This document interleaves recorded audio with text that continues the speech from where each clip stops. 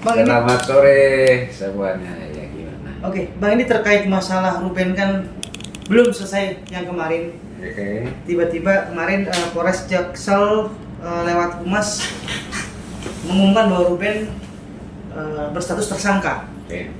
terkait masalah penggelapan investasi. Oke. Pertama adalah apakah status Ruben ini akan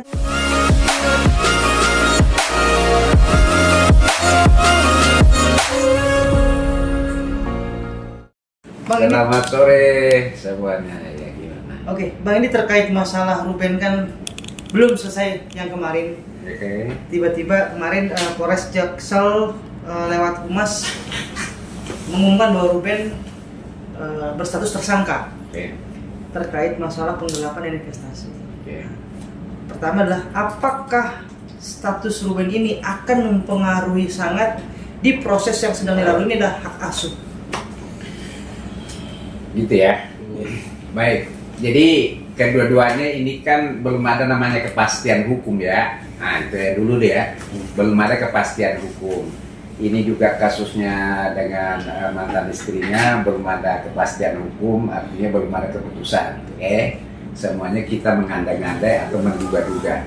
Nah memang kebetulan di hukum itu ada namanya praduga tidak bersalah, ya itu satu ya. Dan kedua terkait Ruben ini dijadikan TSK, tentu ada peristiwa ya, peristiwa yang kita dengar atau kita tahu bersama bahwa ini berawal adanya kerjasama, oke? Nah kerjasama itu biasanya adalah erat kaitannya dengan hukum perdata lah. Ya, tapi kenapa mesti misalnya jadi pidana? Ya, itulah tadi ada peristiwa yang diselidiki oleh polisi dalam penyelidikan itu. Nah, kemudian polisi menemukan bahwa di dalam peristiwa itu ada dugaan. Ini masih dugaan. Ada dugaan tindak pidana, ya, ada dugaan tindak pidana. Artinya polisi ini juga manusia, ya kan? Setelah dia menemukan itu, kemudian ditetapkan tersangka. Pertanyaan seriusnya bahwa apakah seseorang ini sudah ditetapkan tersangka ini sudah dianggap bahwa dia adalah orang bersalah? Tentu tidak. Ya, apalagi di era sekarang ini ya. Di era sekarang ini ada namanya restoratif justice, ya kan? Bisa saja nanti ini kan diawali kerjasama. Ya, kalau biasanya penipuan itu biasanya adanya rangkaian kebohongan-kebohongan berulang-ulang, ya kan, yang menyebabkan orang lain itu terperdaya menyerahkan suatu barang, kan begitu. Nah, karena ini adalah bentuknya kerjasama, bisa saja ada di situ uang prestasi, ya, bisa saja misalnya bisa saja di situ ada perbuatan melawan hukum, ya kan, yang dilakukan. Tapi pertanyaannya lagi bahwa apakah perbuatan-perbuatan ini bisa terhapus misalnya ya, sepanjang itu memenuhi mekanisme namanya restoratif justice. Artinya kita jangan dulu langsung memvonis Ruben ini kan TSK, ya kan? Banyak kok TSK, ya kan? Satu, banyak TSK tidak lanjut kasusnya. Karena kenapa? Dalam perjalanannya ini penyidik sekarang ini melakukan penyidikan. Apa sih sebenarnya penyidikan itu? Penyidikan itu mengumpulkan bukti-bukti ya supaya membuat terang ya pidana itu, selanjutnya ya kan menemukan tersangkanya, kan seperti itu. Nah, biasanya restoratif justice itu bisa saja sampai ke depan persidangan itu. Contoh misalnya kayak tipe kemarin ditawari restoratif justice sekalipun juga sampai pengadilan ya. Masih ditawari dan lain sebagainya gitu ya. Nah, sama dengan ini. Karena ini kerjasama, tentu ada uangnya. Misalnya ini lawan bisnisnya ini Ruben berpindah. Apakah berpindahnya ini karena ini sudah naik penyidikan? Penyidik menyatakan bahwa ini ada dugaan tindak pidana di sini ya.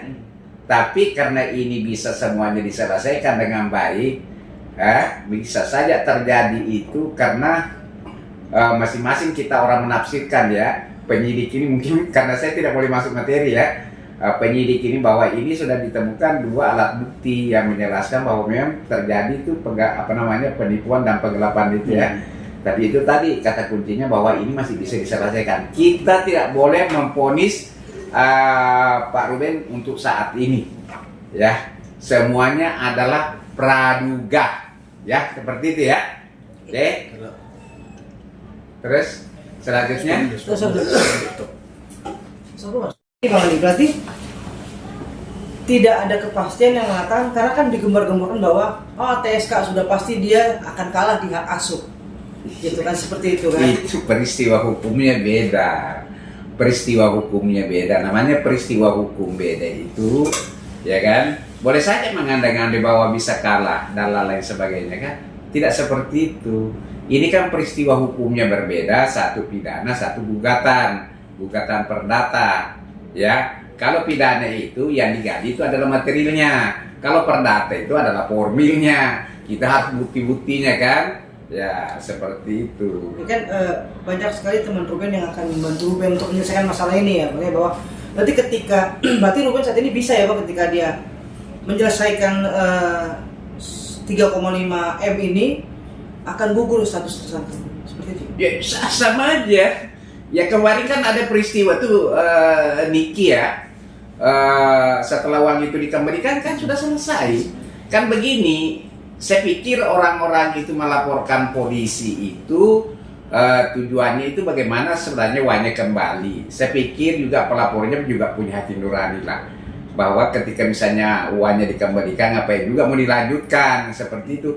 Dan juga polisi sekarang hukum itu luar biasa loh kok. Seperti juga saya sampaikan kemarin ya, bahwa namanya penipuan itu atau penggelapan itu adalah delik umum, ya. Sekalipun juga dicabut, polisi bisa melanjutkan. Tapi polisi tidak seperti itu, karena adanya restoratif justice. Kenapa mesti harus dipenjarain orang kalau persoalan itu sudah selesai? Itu yang menjadi pertimbangan. Saya kasih jempol untuk polisi sekarang itu. Seperti kasusnya Niki kemarin, ya kan? Sekalipun juga kita mengatakan bahwa ini sebenarnya masih bisa dilanjutkan ya, karena ini adalah urusan negara, bukan urusan polisi, bukan urusan jasa, bukan urusan hakim. Artinya urusan itu yang finish, yang harus memberikan sanksi itu adalah negara. Polisi, jasa, hakim itu adalah alat-alat negara. Tapi penegak hukum sekarang itu tidak kaku. Bahkan sekarang keluar lagi maka apa namanya ya, dari Mahkamah Agung bahwa putusan bebas itu tidak berbandingkan, luar biasa ya, luar biasa. Artinya tidaklah kaku hukum ini untuk saat ini. Nah itu tadi, kalau benar bahwa banyak temannya Ruben ini akan membantu setelah dikembalikan, saya pikir di situ nanti ada restoratif justice. Sama juga kok, kita ada beberapa perkara di Mabes Polri setelah uang kita dikembalikan orang, sudah semuanya selesai, sama pasalnya.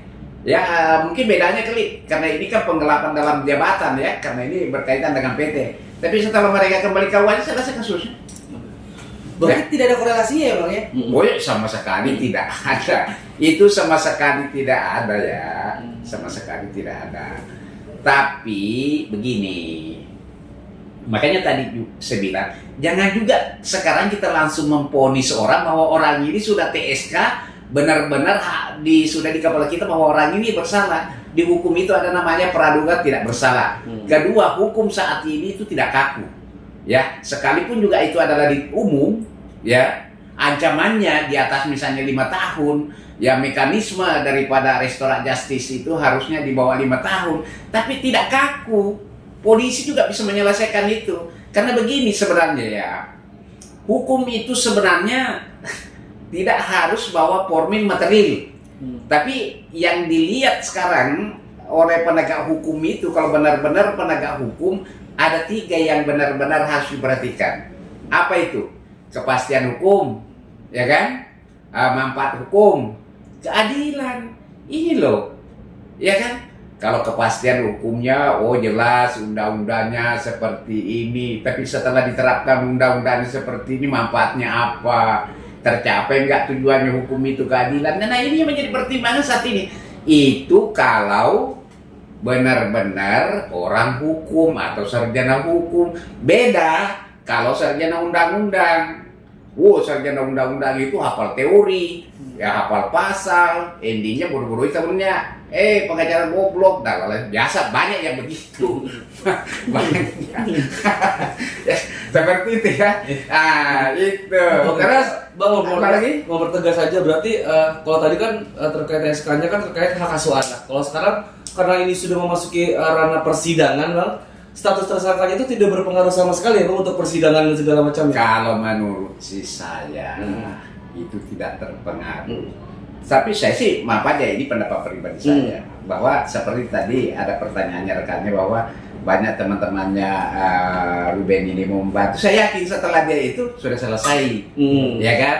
Nah, kembali lagi, makanya kan ini kan sebenarnya tidak ada hubungannya ya. Hak asuh anak, hak asuh anak itu sebenarnya sudah saya sampaikan kemarin bahwa sebenarnya salah satu ini kan sekarang ada sama ibunya kan, ibunya. Artinya gini. Nah, kalau yang setahu saya bahwa itu kan ada akta nomor 39 ya terkait masalah hak asuh anak, ya, hak asuh anak. Nah, artinya ketika ada pelanggaran hukum di situ, itu kan kesepakatan ya. Akta notaris itu adalah akta yang kuat dan sempurna, tapi tidak mutlak. Artinya tidak mutlak itu relatif, bisa digugat ketika di situ terjadi perbuatan melawan hukum atau ada uang prestasi di situ, bisa digugat, ya kan? Banyak jurisprudensi yang memutus bahwa itu dari hak asuh ibu itu. Dari ibu itu ke ayah itu banyak seperti itu ya. Itu jadi seperti itu anunya ya.